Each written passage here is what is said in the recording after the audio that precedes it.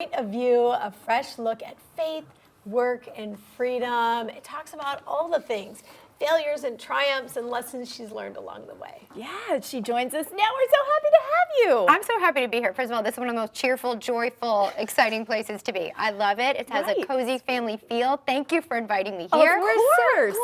I'm It your was a biggest short fan. drive for you because you live here in Nashville. I love Nashville. I love it. But this place is something special, and the two of you just have got like this thing that just makes you're girls. I like that.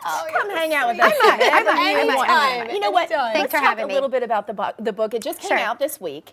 What was it about this book that you really wanted to put out there? What do you want people to take away from it? You know, I think that for me, this book is really just about, particularly in today's time, and I've been in the debate forum for a long time, like a decade and a half. You know, we were trying to be right. I call myself a recovering rightaholic. I can debate. And I think really what came to me as I was writing this book, because listen, I typically write about gluten.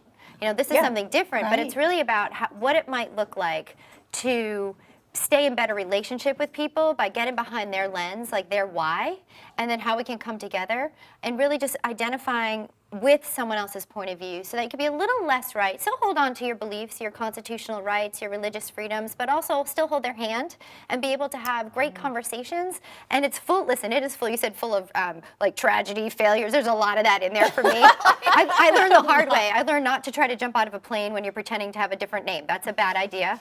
You'll learn that in my pre-Survivor. Like that was a whole other chapter. You know, and I think I love my friends, and I think the best thing, Whoopi Goldberg's a great example for me. Like, we don't think the same, but we love the same. And so in writing this, I really came to understand that you can have a debate without hate. You know, you can have a discussion without discourse. And I think those are really things that I've learned the hard way. And I think it's doable. And so I hope that you learn a little bit about Survivor. Yes, 10 years on The View, what it's like to learn from Barbara Walters. Truly being in the fire with those ladies. Yes. Oh my gosh. But I'm thankful for all of it. I really feel privileged. And so Point of View just gets you like in all the backs. I'm curious if this peacefulness, you know, I mean, you've always had such a wonderful way about you, but if living here, if this hasn't brought a little bit more out of you, like that just seems to be a very Nashville way of speaking, you know, like having the grace, but having taking a pause, maybe not being as assertive as maybe when you were living time in New York. Sometimes I think it does matter the soil you're in. And I think God was good enough to make it very difficult for me, and not difficult enough. And listen, I stuck it out in Survivor in the Australian Outback for 39 out of 42 days. Like, I will stay in a hard situation if I feel a duty, okay? That's a good and a bad thing about me. Right. But I think that being in the soil here in Nashville really gave me the opportunity, and God called us here, and it was an obedient move, and He's given us the whys after the what. And being here, we've really been able to kind of, I just feel like I'm in the right soil at the right time. And I hope it's forever here, because this is the best place for our family. I have met so many amazing women and families and children here, and I just think it's got, you know, when we moved here, I'm like, I feel like it just has room for kindness. Like eyes where you see something, you see somebody, but there's room enough to do something about it, and that's what I love about it here. You can be creative, and you can be kind. And I just love that. That's a lot of what our entire community is about, like the songwriting community especially, and also artists. We just had Fashion Week. Everybody's lifting each other up instead of beating each other down. Plenty of room at the top. Right. Yes, I love that, and I think that is truly the feeling and like the tone of Nashville, and it's a giving community. We felt home right away.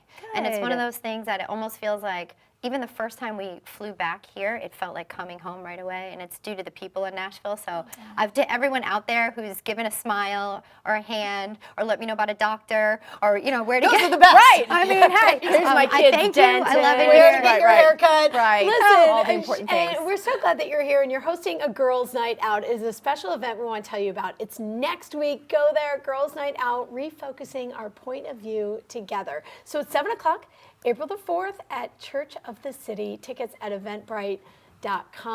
Oh, what a night it'll be.